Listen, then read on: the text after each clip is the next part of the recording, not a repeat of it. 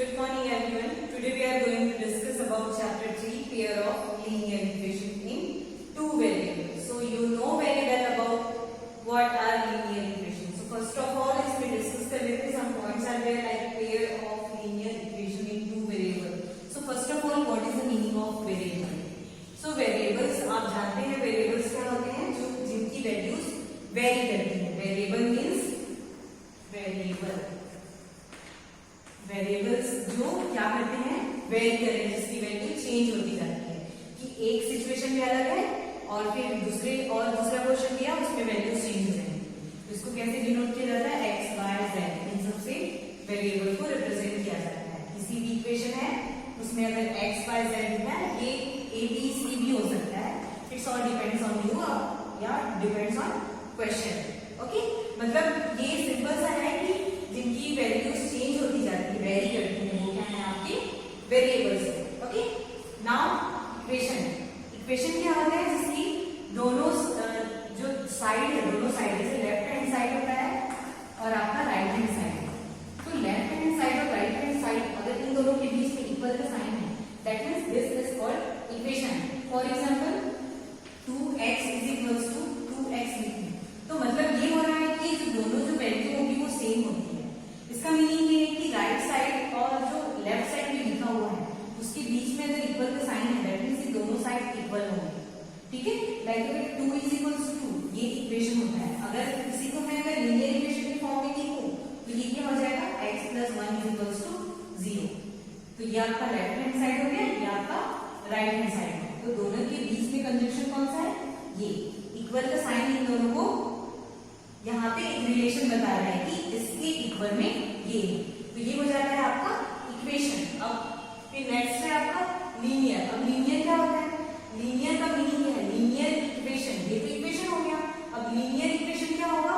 जिसकी पॉइंट्स जिसके सोल्यूशन को अगर आप ग्राफिकली रिप्रेजेंट करें, आप अगर कार्टेशियन प्लेन में ऐसा आप रिप्रेजेंट करते हैं, ये हो गया आपका x, ये y, x डैश और ये आपका सॉरी ऐसा हुआ ना space y and y dash ये हुआ. तो अब देखो ये कार्टेशियन प्लेन है, ये first quadrant, second quadrant, third और ये फोर्थ क्वाड्रेंट. तो अगर यहाँ इसकी कोई भी इक्वेशन है कोई भी इक्वेशन है उसके सॉल्यूशन को उसके पॉइंट्स को अगर आप इस प्लेन में रिप्रेजेंट कर रहे हैं तो वो आपको अगर ऐसा एक लाइन देता है, पॉइंट्स को ज्वाइन करेंगे तो ऐसा लाइन देगा. तो ऐसे इक्वेशंस होते हैं जिसमें आपको स्ट्रेट लाइन मिले वो आपका हो जाता है लीनियर इक्वेशन. ठीक है, ये हो गया आपका लीनियर इक्वेशन. ये सब आपने पहले पढ़ा है क्लास 9 में, सब आपने डिस्कस किया है. ओके, तो यहाँ पे समझ आ गया आपको वेरिएबल्स क्या है और लीनियर इक्वेशंस क्या है. ठीक है, और ये पेयर तो समझ रहे हैं, दो होंगे, दो इक्वेशंस होंगी. तो अब देखो ये जो क्वेश्चन है, ये जो मैंने लीनियर इक्वेशन दिया है, ये कौन सा कितने वेरिएबल का है? ये 1 वेरिएबल लीनियर इक्वेशन है. अब बात करते हैं कि वो जो 2 वेरिएबल लीनियर इक्वेशन होगा वो कैसा होगा. तो बहुत ही सिंपल है. यहाँ पे मैंने एक वेरिएबल लिया, जैसे कि मैंने x लिया है. x y z मैं कुछ भी ले सकती हूँ. फॉर एग्जाम्पल मैंने लिखा x + 1 इज इक्वल्स टू 0. तो ये क्या है आपका 1 वेरिएबल लीनियर इक्वेशन है ना. ये किस फॉर्म में होता है? First of all ax + by + c इस फॉर्म में आपका लीनियर इक्वेशन होगा. ठीक है, ax + by + c इस टाइप का आपका लीनियर इक्वेशन होता है. तो यहाँ पे जो है ये कैसा है? ax + b की फॉर्म है. ax + b = 0. ये आपका लीनियर इक्वेशन ही 1 वेरिएबल हुआ. अब देखो 1 वेरिएबल क्यों? क्योंकि देखो यहाँ वेरिएबल जो अल्फाबेट है ये x है ना, x है सिर्फ एक ही वेरिएबल है, एक ही की वैल्यू मिलेगी. अगर आप इस इक्वेशन को सॉल्व करोगे तो क्या मिलेगा आपका आंसर? x = -1. राइट, ये इस इक्वेशन का सॉल्यूशन हुआ. तो वेरिएबल एक वैल्यू दे रही है ना, x की आपको एक ही वैल्यू मिलेगी. और समझ लो जो लीनियर इक्वेशन क्या होता है जिसकी डिग्री जो होती है, पॉलिनोमियल आपने पढ़ा है, तो पॉलिनोमियल जिसकी डिग्री 1 होती है वो लीनियर पॉलिनोमियल होता है. सेम थिंग कि अगर जिसकी डिग्री 1 है तो वो लीनियर इक्वेशन होगा. ओके, इज दैट क्लियर कि जिसकी डिग्री हाईएस्ट डिग्री 1 है दैट मींस वो लीनियर इक्वेशन है. ठीक, अब देखो ये 1 वेरिएबल को अगर 2 वेरिएबल्स क्या हो जाएंगे? यहाँ देखो ये x एक वेरिएबल है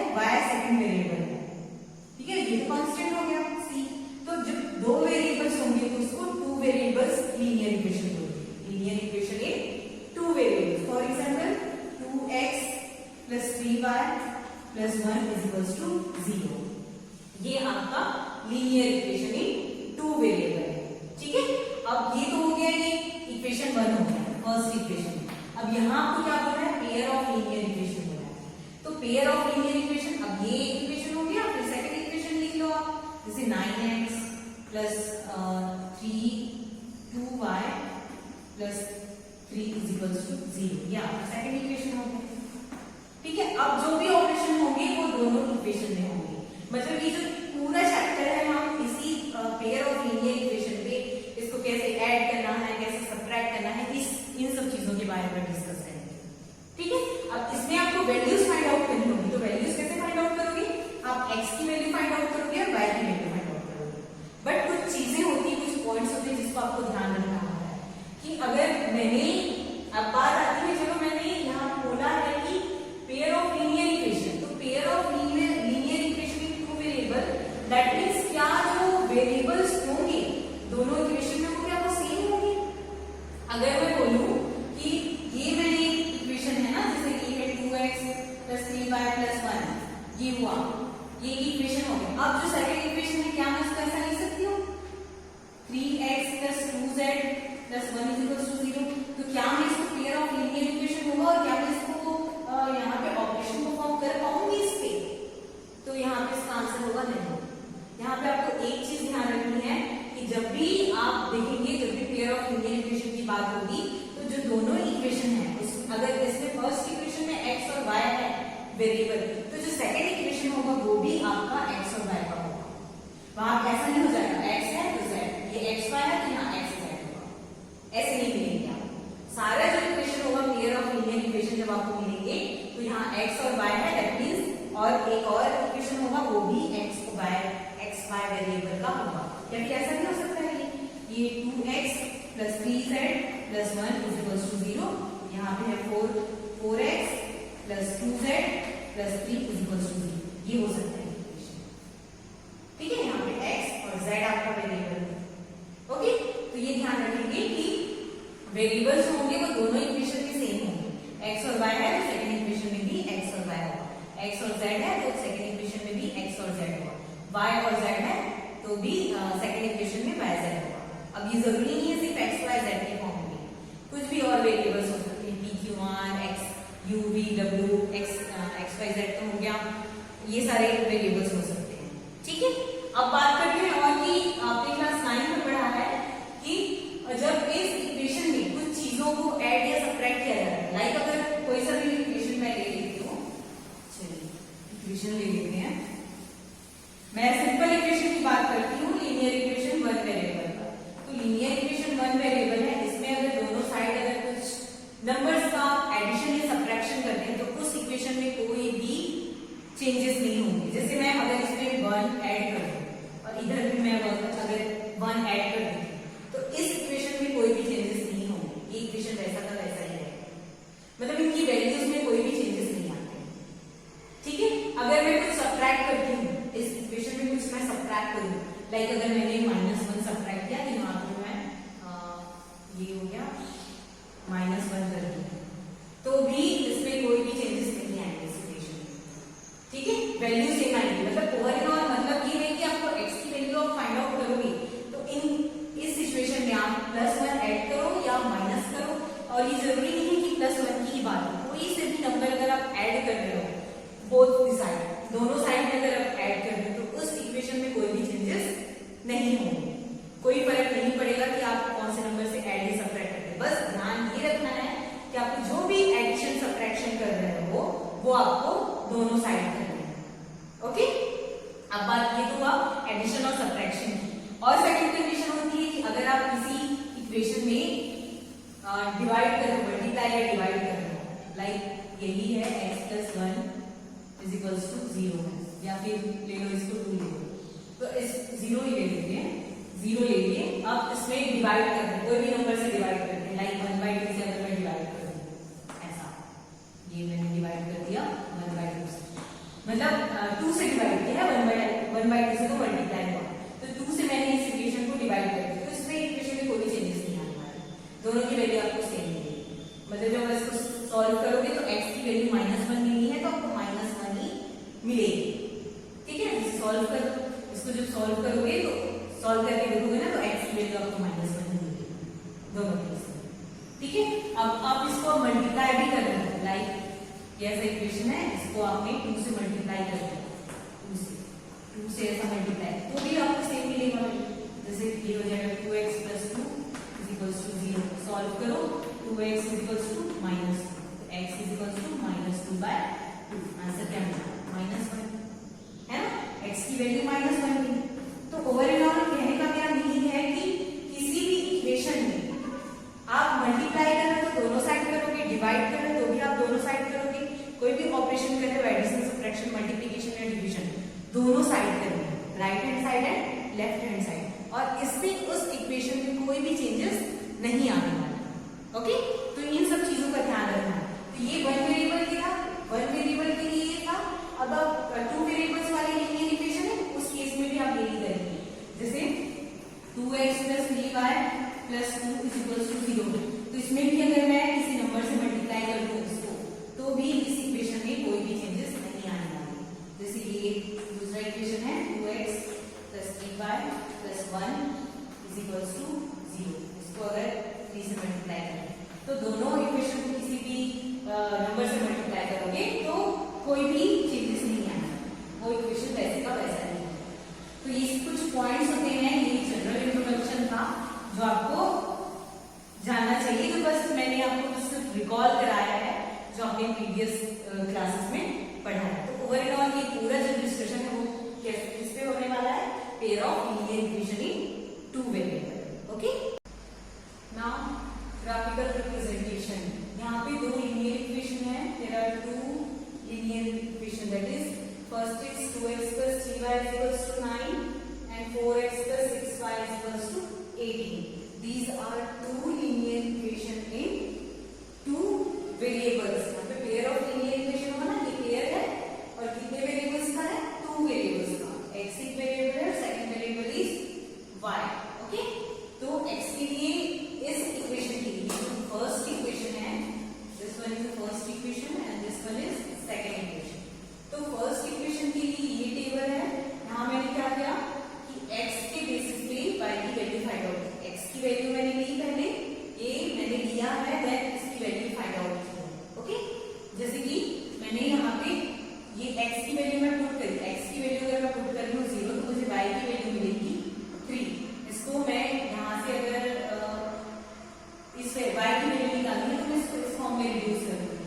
जैसे ये है ना 2x + 3y = 9, मुझे y की वैल्यू चाहिए, 3y = 9 - 2x, तो y की वैल्यू क्या मिलेगी 9 - 2x/3, ये लिखा है मैंने 9 - 2x/3। तो ये इसके बेसिस पे मैंने सारे ये वैल्यूज निकाली, 2 वैल्यूज हैं, इन पॉइंट्स को मैं इस कार्टेशियन प्लेन पे मैं इसको रिप्रेजेंट करूंगी, इस पॉइंट्स को लोकेट करेंगे और फिर हम देखेंगे कि जो लाइन ड्रॉ होगा वो किस तरह से इन पॉइंट्स का रिप्रेजेंटेशन होगा।